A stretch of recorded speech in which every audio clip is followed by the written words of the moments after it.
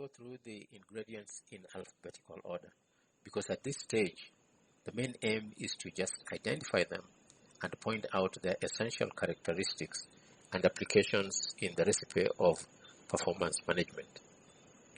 Of the primary ingredients, I start with annual business plans. Take note that I use the plural plans because the ingredient is a breakdown of the strategic plan into annual plans for departments and for branches if applicable. It is the annual objectives in these plans that are cascaded down to the level of individual objectives for performance planning. This is straightforward and perhaps obvious to many people. The point I want to make is the issue of quality of the plans. Just like in the case of an ingredient I bring in for cooking, I must be concerned with the freshness. Has it stayed beyond its expiry date and thus not suitable anymore?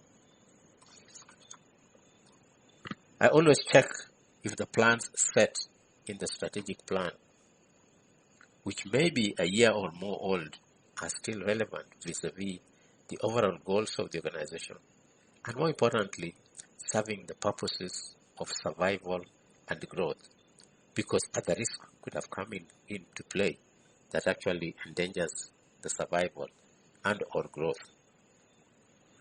This is the first point that when missed, the rain starts beating an organization, and if not checked, gets into a downward spiral that ends up with major and costly restructuring. The next primary ingredient I want to talk about is balanced scorecard, or should I say balanced scorecard framework. To me, it's a framework, not a tool, because indeed it is the way or method to define what needs to be addressed in the 4 areas that are critical for businesses to survive and or grow. And these 4 areas are customer perspectives, business process perspectives, staff perspectives, and financials. When I look at the balanced scorecard framework, my focus is on improvements and or changes. I look for improvements and or changes. Why? Because performance should actually be focused on bringing in improvements from prior year into the new year and into the future. As Jim Belasco says, if you stand still, you get overtaken. So you must grow, you must improve, you must always grow, and you must always improve. Now, so what I'll be looking for in the balanced scorecard is what we have in there to improve our customer base, for example. What do we have in there to improve efficiencies within our business processes and infrastructures? What do we have in that balanced scorecard that is going to improve our staff? And improving staff is really around enabling them to be better people, better performers, because staff are the people who actually operate the business processes, and the business processes are what link us to our customers. Now, in that improvement, because it is improvement, I structure the doings of this, what's identified in the balanced scorecard, into projects, because projects have this way of creating discipline in how we implement changes, much more effective than the traditional work plan. Now, balanced scorecard is first structured at strategic level and cascaded through all the levels until they become references in the performance planning stage. My next primary ingredient is job definition as opposed to job description, because I'm looking for a clear definition of what the job entails. And I consider 5 areas. One is the purpose of the job. I need to be very clear as to what is the purpose of this job. The next is responsibilities. Yes, somebody is going to do quite a number of activities, but what are the responsibilities that we are looking for at the end of those activities? And why, the other thing why the responsibilities are very important to me is because whenever I'm very clear in defining responsibilities, that it makes it easy for me to be able to understand what are the critical areas that I'll be looking for in terms of performance measurements, the KPIs. Because in some areas, in some jobs, people do have difficulties in defining the KPIs. But once I clearly define the responsibilities, that it points me towards the things that I should be looking for, monitoring, measuring, and being able to know whether the incubant of that position is actually delivering what's required. I then look at the scope of work. This is basically the list of main activities that the job holder is expected to do. When I look at many job descriptions, most of them tend to basically dwell on activities and miss out on the responsibilities and the purpose. And in many ways, sometimes people then just resort to working, but they don't quite link to what is the purpose of the job that they're doing. Then the scope of authorities. Why is this very important? It's because if I'm going to give somebody responsibilities, in other words, the end result, I'm going to look at the end result of what they are doing. They need to have some level of decision making. Otherwise, they may not be able to be held totally responsible for the outcome if a decision hangs somewhere else within the process of producing what they're expected to deliver. Last but not least is the knowledge and skills. I need to be very clear as to what knowledge and skills are required for whoever is doing this job to be successful.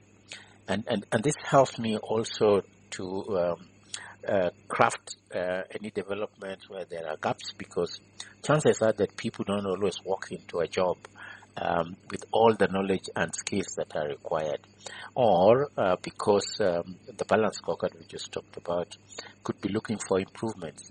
Now, obviously, improvements also requires that people enhance their knowledge and enhance their skills to be able to deliver improvements in the jobs that they are doing.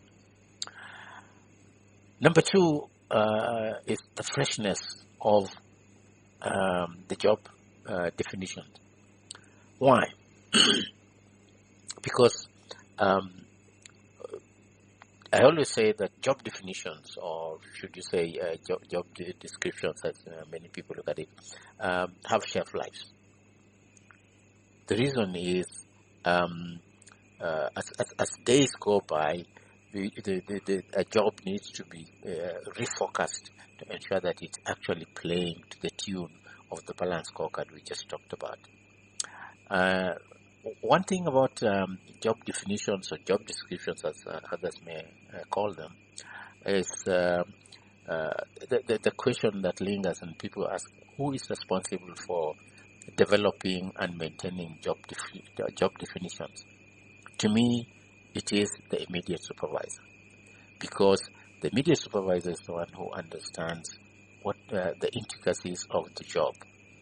A number of people tend to think that this should be the human resource, but how much does the human resource understand about the intricacies of that job, apart from seeing it within the organogram, the real details of what that job should be and the tweaking up of it to be able to deliver lies with the immediate supervisor.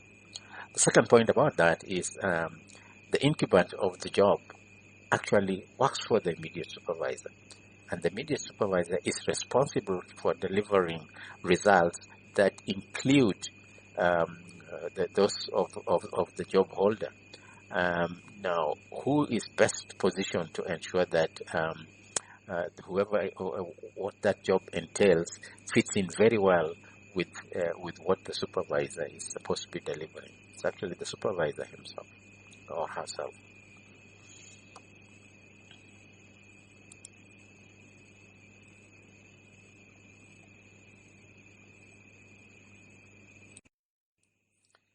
turn to my fourth primary ingredient, which is knowledge and skills. And the point I want to make is that there are two sets of knowledge and skills that come into play here. The first set of skills, which is obvious, is the knowledge and skills to perform the job as per the job definition. The one I really want to talk about and expand on is the set of skills required to operate the performance management system. And here we are talking about knowledge of the performance management policy, to be able to interpret it and use it effectively. Knowledge and skills to operate the performance management processes. And when I talk about performance management processes, I'm talking about the planning of performance, which is you ends up with setting objectives, the reviews, and the appraisals. Do I have the knowledge and skills to actually move that process along? When I don't have those skills and knowledge, then some frustration comes along the way, and I get the bad experience. Those are the kind of things that we were talking about right at the beginning. The knowledge and skills to use the tools for performance management or within the performance management system. Again, if I don't have good knowledge and clear on the skills and be able to actually apply my skills on those tools, I'm going to have some frustrations and bad experiences that we talked about at the beginning.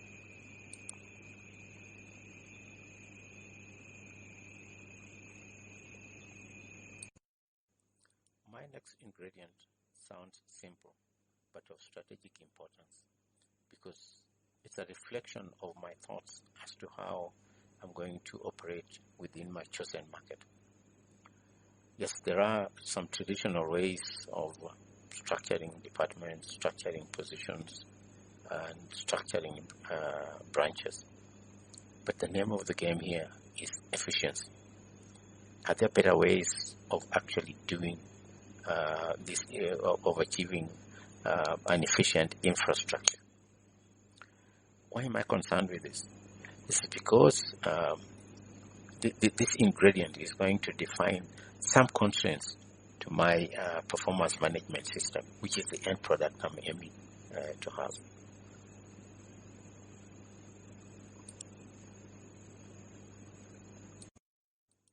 The last of the primary ingredients is strategic plan. And I want to say a few things about a strategic plan. It's really about the concept of success, the game plan to win. And it gives me the platform to explain why things are being done in a certain way in an organization, why some changes have to be introduced, and how we are taking a certain direction. This is so important to make people understand how some decisions are being made in the organization. Now, unfortunately, strategic plans tend to be associated with the top level of the organization. But to me, I need to ensure that strategic plan is decomposed and explained effectively at every level of the organization. I use the word decompose because if we just take it as it is at the top level, then people in the middle may not understand it. People at the lower level may not understand it.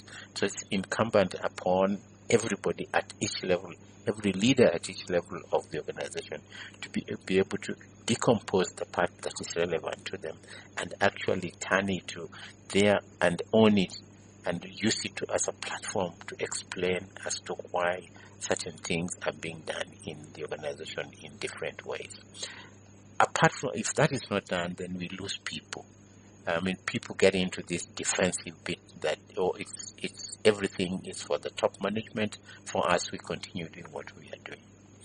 So we need to be able to cascade this game plan to win and to drive a concept of success on people by using the platform to explain why things are going into in a certain directions. Now that brings me to the next point, that strategic plans need to be relevant. And that's one thing that I always look at right at the beginning when I pick a strategic plan, because strategic plans are made for um, a certain number of years. Now, at any given point, is my strategic, at the points covered in the strategic plan still relevant? Because the strategic plan was made looking at some situations in the market. This is not to say that I need to change the strategic plan all the time, but there are elements in it that I need to always be questioning. Are they still relevant for today? Now, the next thing I look into into the strategic plan is, where are the risks? Because when I don't look for the risks, I've already taken some risks. And analyzing risks within the strategic plan will always let me know and actually reconfirm the relevance of the strategic plan and what I need to tweak to be able to fit in within what's going on. The last thing I want to talk about the strategic plan, which is a very important ingredient in terms of reference performance management, is the horizon. I've seen strategic plans that are made for 5 years, and they kind of stuck on to until the end of the 5th year, and another one is made. Some are 3 years. Now, what's the danger? The danger is that the world is not static. Things keep changing.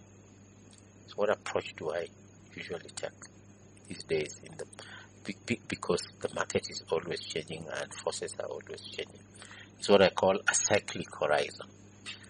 Within the market that I'm playing in, I look at how quickly do things change. Okay, how quickly do things that impact my success change? And I may have a 2-year or a 3-year strategic plan. Now, at the end of the first year, I pull in another year, so that I'm always having a 2-year cyclic horizon. That keeps me being dynamic as things are moving, because the world is dynamic. I can't just work with one strategic plan, and when it stops, it's like I'm at the end of the cliff, and I have to build another ladder to get me, move me to the next stage. So having a cyclic horizon for my strategic plan is very, very important to keep me actually to drive that relevance and manage the risks that I usually within any strategic plan. And actually, just by analyzing risks on a periodic basis can help me keep the relevance of the strategic plan. Now that I have my basic ingredients in place, which are 6 in number in this case, how do I get good taste and good experiences in my performance management, which is the end product that I'm looking for? Often organizations don't have issues with the 6 basic ingredients that I've talked about. Perhaps maybe they need to look at some of the things I've talked about to tweak them up to fit in. But the biggest challenges that tend to come with the performance management are in getting the good taste and good experiences, which is what I'm going to talk about in the next charts.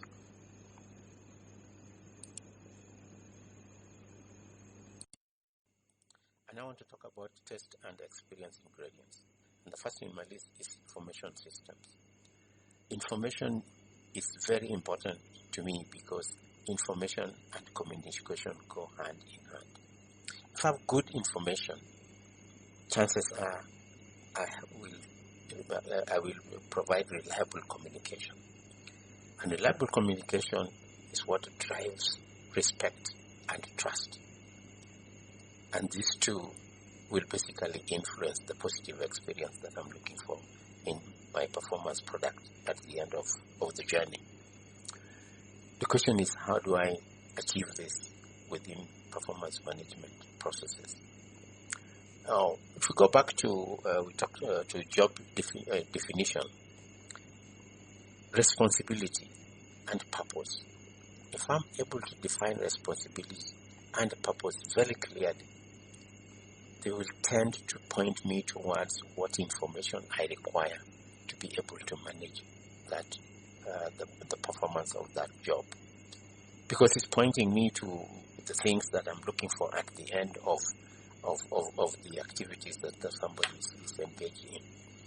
The beauty of it is that any work within an activity or any activity generates data. It's incumbent upon me to then define which data I want, because there's various types of data. I mean, for example, if I tell somebody to move an object from point A to point B, there is the time factor, so I can collect the time data. There is the distance factor, I can collect that. There's the factor, there's the data whether the person actually reached B or missed B. That's the source of data. So it's up to me to decide what is important in the moving of that object from point A to point B, which the responsibility will tell me. If the responsibility says you're moving it from point A to point B, and you are responsible for the safety of that product, then I'll be looking for, is this thing broken at the end, or is this still intact? And if the person is doing it repeatedly, chances are sometimes there may be breakage and sometimes there may not be breakage. So all I need to do is to collect the data on complete and non-complete, complete and non-complete. And within a period, I can say within 1 month, the complete are 98%. And I now have what I'm looking for.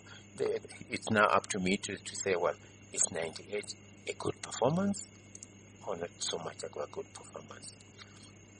Now, so the challenge that I have is I need to develop my skills in information management so that I can actually understand what data I need, that's a skill, and collect that data, that's a skill, analyze the data, that's a skill, assess the data, that's a skill, and then now communicate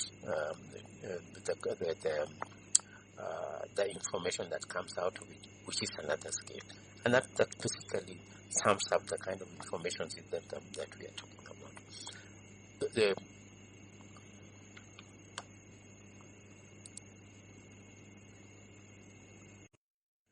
My next ingredient for test and experience is leadership practice, or should I say practices. I notice I'm talking about practice and not skills, because practice is what people experience, is what people see. I can have a skill, but I don't practice it, and you can see that in many environments. Leadership practices really determine quite a lot on the palatability of performance management. And one thing that I always ride on is that when I lead people, these are people, or the staff, have thoughts and feelings just like myself. So why should I expect them to be different? Why should I expect them to expect different from me? Because they're human beings, and human beings are driven by their thoughts and their feelings. That's what drives people. It doesn't matter what you give them. It doesn't matter what they have. But their thoughts and the status of their thoughts and feelings is what will either get them motivated or demotivated. Do the right things or do the wrong things. So that's the area that I always want to engage people in, particularly when you're talking about performance management, but even in any other areas. And it's all about enabling staff to love their work. Many people actually love their work. And when you hear things like people are not motivated and what have you, there is something wrong somewhere. Because people are always motivated. The person that you think is not motivated, see that individual after 5 or when they're outside your workplace. You find them very motivated, only because the environment has changed. Something has changed. Now, for me, I want that motivation inside my workplace, not outside my workplace. So it's about making staff love their work, making staff love challenges. By design, people love challenges. But something along the line makes people stop loving challenges. And I always tell this story of the journey of a staff in an organization. We interview the individual, and we pick, we interview many people, but we pick the best. And when the best arrives, we tell everybody in the organization that this time we got the best, and we're going to have some good returns on that individual. So the person gets engaged. How come that 6 months down the line, 1 year down the line, we are now calling that same individual other names, things like he's uncooperative, for example? What has happened? Did we choose the wrong person? Or some experience in the organization has changed the individual? And that's food for thought. Because when we go for interviewing, we never pick the worst. How come do they become the worst 6 months down the line? Okay. Are we bad interviewers? Was the person so good that he pulled wool over our eyes, and we didn't quite pick out the person's flaws? So it's and this is where actually leadership practices come in. It's about effective communication. We just talked about communication in information systems. Effective information means what? I communicate the what. I effectively communicate when is the right time. How am I communicating, and why? Now, in today's world, people need to understand the reasons why they are supposed to do things in certain ways, or why they're supposed to be getting that increase of challenge in their performance objectives. Once that why links in, then it's okay. Now, these challenges, me as the individual who is providing leadership practice, my change management. Because if I don't do it well, I'll start calling people resistant. Nobody's actually resistant. People look resistant because there are some specific things that they don't understand. Because we are starting with that individual from the point of view that he or she has thoughts and feelings. Is my introduction of the change conflicting with that person's thoughts and feelings, and why? That's what I need to deal with. And in my communication, I need to bring in reliability, reassurance to people. People are always looking for reassurance, and understanding, and caring, and listening. All the things that really touch people at the level of their thoughts and feelings. Then they go back and love their work within my environment. And I always ask people, the people who work for you, would they love working for you if your title was removed, or they'll run away when your title is removed? And that's a good test to know whether the leadership practices are appropriate or they're not appropriate. Now, leadership practices does not always just mean being caring, listening, and understanding. Of course, that's very important. But it also means managing bad performance and bad behaviors. And this sometimes can be challenging. And this is what I meant by practices versus skills. I may have the skills, I know what to do with people who are not performing well, but I don't practice it. From inside me, I feel uncomfortable about telling people how poorly they are working. So practice is what we are talking about here. Because if I don't manage bad performance and I don't manage bad behavior, the message that I'm giving everybody else in the organization is that bad performance or poor performance is acceptable, bad behavior is also acceptable, and that doesn't go well. It actually creates issues for the bigger group that would otherwise work very well. Now, leadership practices, the trouble is when we talk of leadership, a lot of people think of the top of the pyramid. But to me, leadership practices need to be embraced at every level of the organization. The lead driver is a leader. The team leader in any organization needs to provide good leadership practices. The head of department, all those people, they need to actually provide appropriate leadership practices.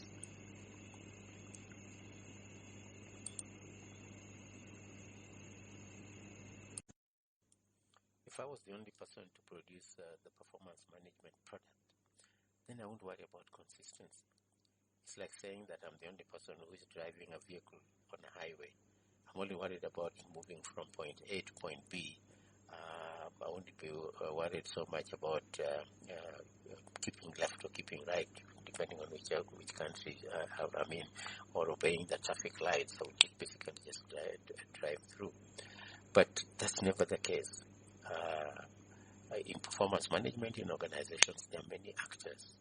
So we need responsibilities, just like the traffic lights, just like the regulations to keep left or right and things like that, so that there are no conflicts or gaps within the whole process of moving the performance management forward within the organization.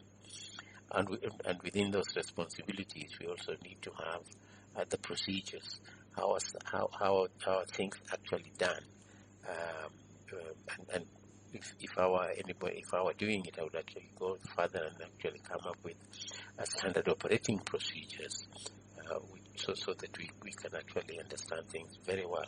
That includes the quality aspects of things, which is very, very important these days.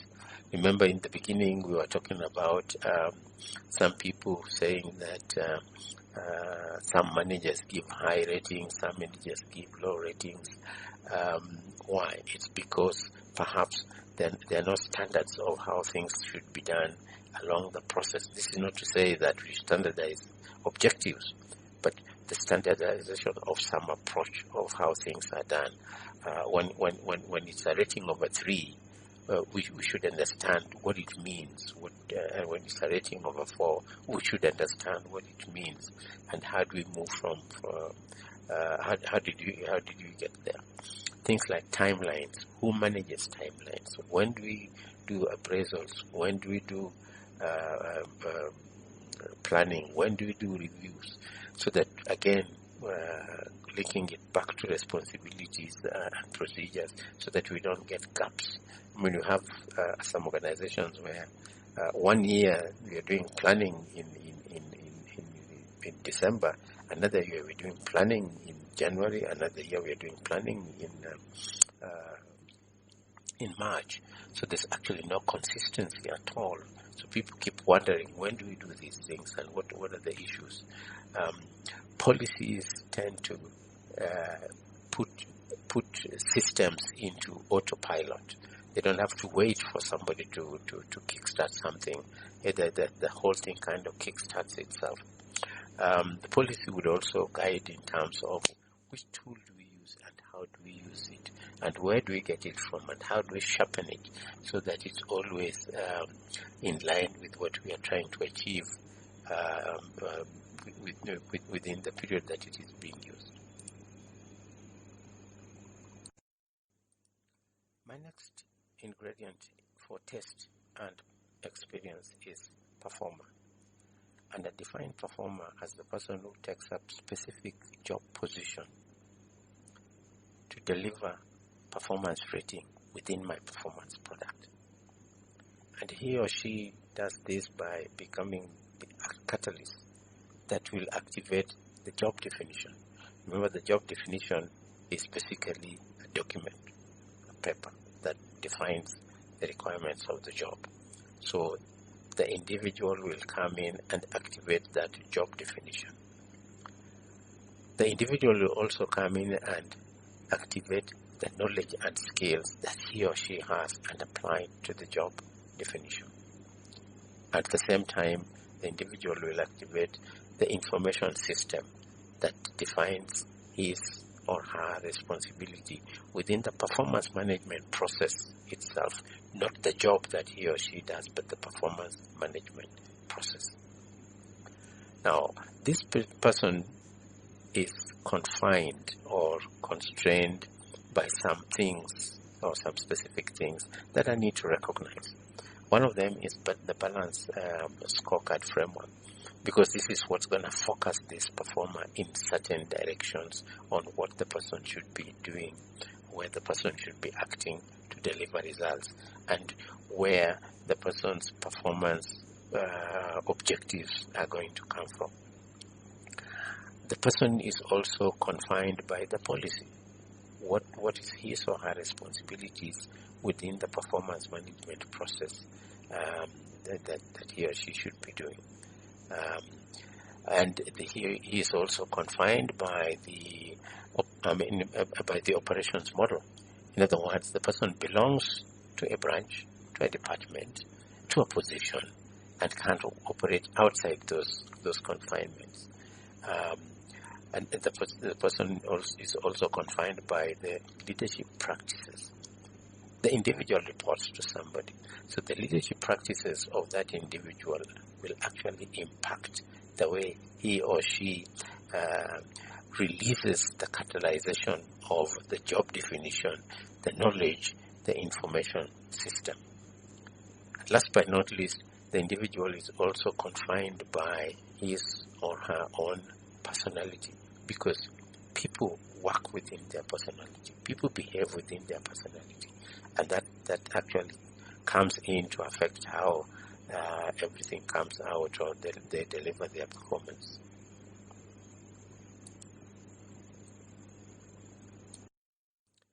I now have my fifth ingredient for test and experience: supervisor. And I define supervisor as anybody within the organization who has anybody reporting to him or her. And I use this liberally because the CEO is a supervisor of some people. The head driver is a supervisor of other drivers. So that's what I mean here. And the supervisor is also a catalyst. And a catalyst in the sense that he or she is the one who will activate the leadership practices. The skills could be there, but until and unless the person actually activates the leadership practices, then really we don't experience the practices. He or she also activates knowledge and skills to do his or her job as the job definitions, which he or she also activates. He also is a catalyst to activate the performer, because remember, the performer reports to the supervisor. So he or she is responsible for activating this person to do their job. This is not to say that, every morning the performer sits there doing nothing until the supervisor says something.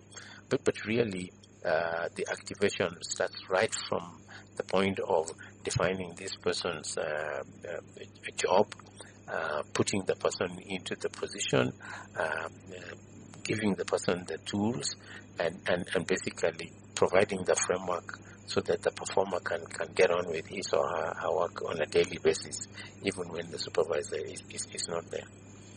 He or she is also a catalyst for the information system, more so that he uses at the same time the performer fits into that information system, because they actually share it. Now, the key thing here is the supervisor is the one who enables performance within the performance management process. The main role is to enable. The actual performing is done by the performer, but the supervisor, through his or her process of catalyzation in these areas that we are talking about enables performance, and hence the experiences that will be the test and experience that the performer will have through the performance management process and at the end. However, the supervisor is also confined by some specific things, the strategy and business plans.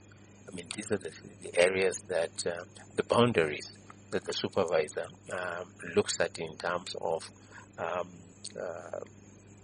what's in the strategic plan, what's in the business plan, because he or she cannot operate outside the strategic plan of the organization, cannot operate outside the business plans of the organization. And it's incumbent on the supervisor to understand the strategy, understand the business plan, so that he or she knows the scope and what needs to be done within those two and how to use them. It's also confined by the balanced scorecard framework that we talked about, because this is what defines his or her areas of focus to support the delivery of, the outcome of performance. The same thing, policy, operations model, and own personality come in just the same as for the performer.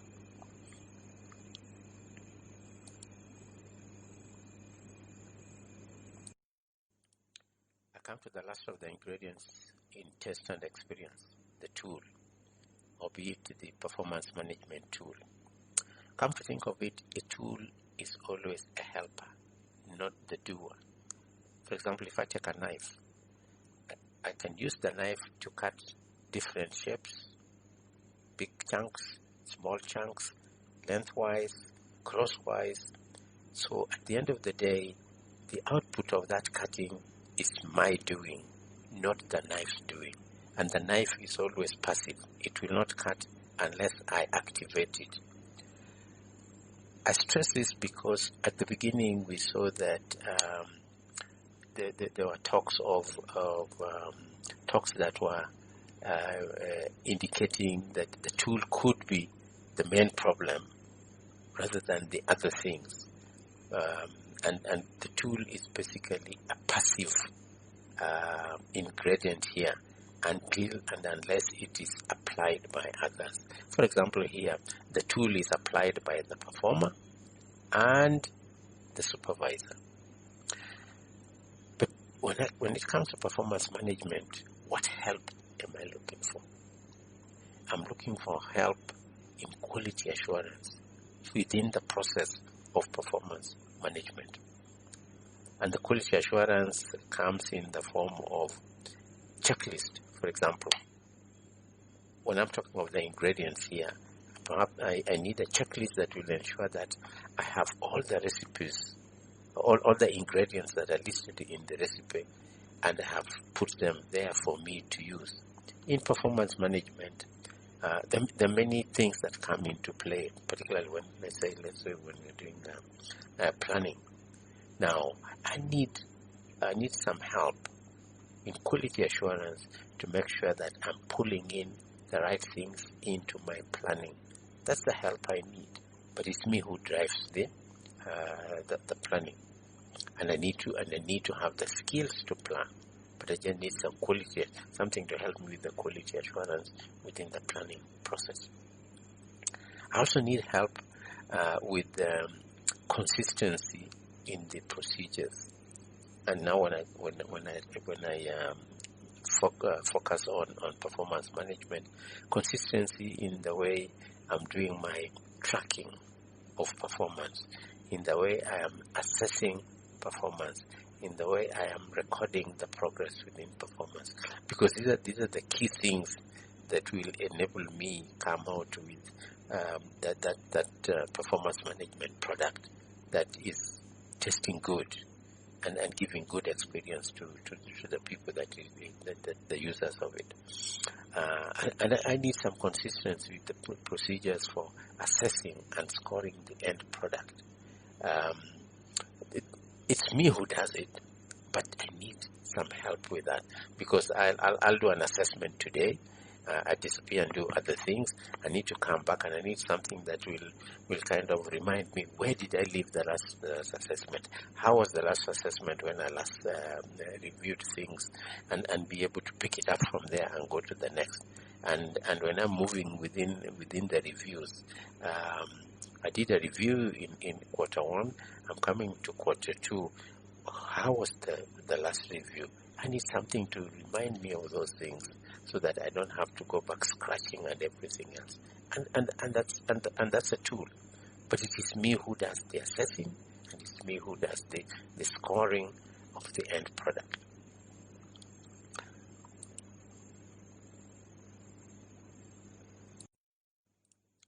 And I have all the ingredients that I need. The 12 in number, quite a big number. And some people may be saying, oh my goodness, that's a lot, that's confusing, that's complex, that's time consuming. Now, when somebody says time consuming, my answer is, what should you be doing, or what are you doing apart from performance management? Unfortunately, many people tend to think that we do our normal work, and then at some point when we get a circular from HR, then we do performance management. And then we go back to our normal work, and then 3 months down the road when another circular comes, then we do performance management, and then we go back to work. To me, performance management is the thing. Otherwise, what are we doing? We were talking about strategic plan. We are talking about job definitions. We are talking of our annual business plans. We are talking of our operations model. We are talking of knowledge and skills. We are talking of balanced scorecard. And these are the things I should be looking at on a daily basis. And these are the things that should be defining what I should be working on a daily basis. We're talking about leadership practices. When do I do leadership practices? It's a minute-by-minute thing in our work environment. The performance management tool, do I pack it aside and use it 2 months down the road, or is it something that I use on a daily basis? Information systems. I need information every time and every moment that I am working. Do I pack it aside and look for it when performance management is requested, or plans are requested by HR? Supervisors. Do I stop catalyzing at some point and wait for the HR circular? The performer. Do I stop catalyzing and delivering until when I get a circular from the HR? The policy. Do I put the policy on the shelf and look at it only when we come to doing appraisals? No. These are the things that we should be considering and using on a day-to-day basis, on a minute-to-minute basis at the workplace, so that we actually deliver what is expected of us. At least that's what I do. So, because there are many, I want to simplify the approach. So I need to start with an end in mind, so that I package these things and see how do I actually move towards getting to the end result that I want. Purposeful. Build some purposefulness in what I'm going to do. Now, because there are many, and I need to bring them into play logically. When do I bring in the strategic plan? When do I bring in the leadership practices? But as I've said, that's something that's always in there. When do I bring in the knowledge and skills? I always need those things.